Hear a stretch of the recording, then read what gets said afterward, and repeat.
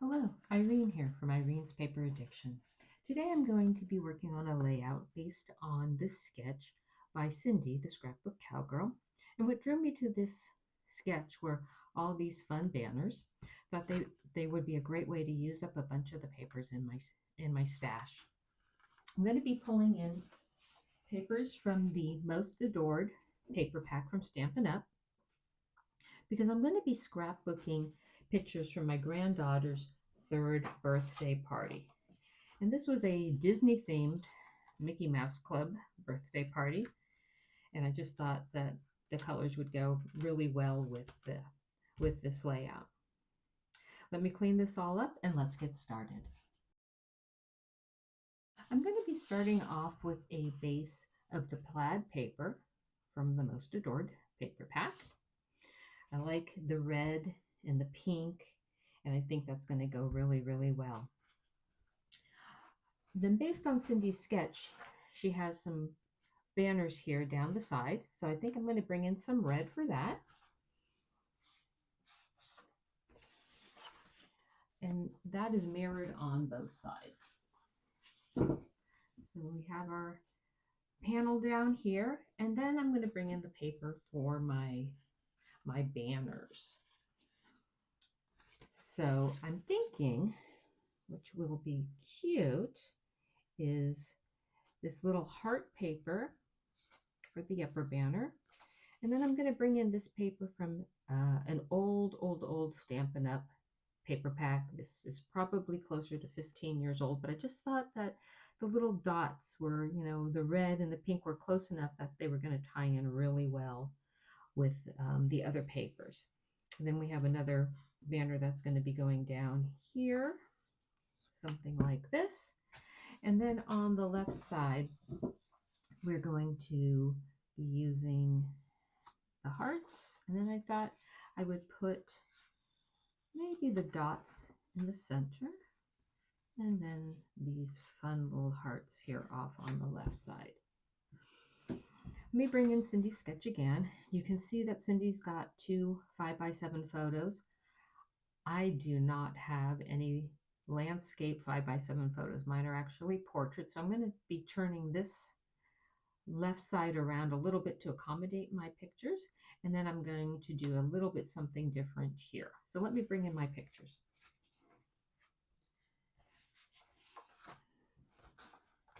So here on the left side, instead of it being a landscape photo, I'm going to be bringing in a 4x6 that I'm going to be matting up on several pieces of paper to give it a little bit more heft. And I'm also going to bring in this other picture here. And then on the left side, where she had several I think they have 3x3s or so, I'm going to bring in a couple of 3x4s. Let me sketch this over just a little bit. And I thought that that kind of made up for not having 3 photos. I'm going to be putting my title down here, and I think that that's going to offset really, really nicely. Over on this side, I'm going to put in the 3 photos that were on the sketch up here. In the center, I have something a little different.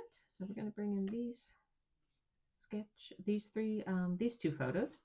And then down here, I'm going to lay down these 2 to try to mimic a 5x7. I'm going to mat everything up in white, and then a couple of them I'm going to mat a second time just to give them a little bit of extra weight. Liking the way this looks, I'm going to mat my photos, and I'll be right back. I've matted all my photos, and I've trimmed down my borders. I gave them all their dovetails. I saved one just to show you how I dovetail the strips here, the banners. The ones that are small, they're really easy to eyeball, but I just line it up here to my mat, get close to the halfway point, which is about 1.5 on this one, and then just slice up about as far as you want to go. You can decide how big of a banner or how big of a dovetail you would like. I like mine pretty shallow, so I'm just going to trim these off. And then this one, It's tucked here behind these photos up here. You can see I also brought in this little pocket, which is going to be taking the place of the other photo because I only have two that seem to fit in here. So thought that was kind of cute. Shows that she's 3 years old. I'm not going to put any journaling on this page only because I'm going to be doing another layout for the rest of the pictures, and I'm going to be doing all of the journaling there. So I just thought the three was cute. It was representative of what it is. So I'm also going to be inking up all the corners. With Stampin' Up, they let you know what the coordinating colors are on the back of the paper pack. And for this one, it is either Flirty Flamingo or Real Red. I don't have Flirty Flamingo, so I'm going to take Real Red and I'm going to ink up all the edges of my banners and of these two pages, or these two strips here, as well as the mats.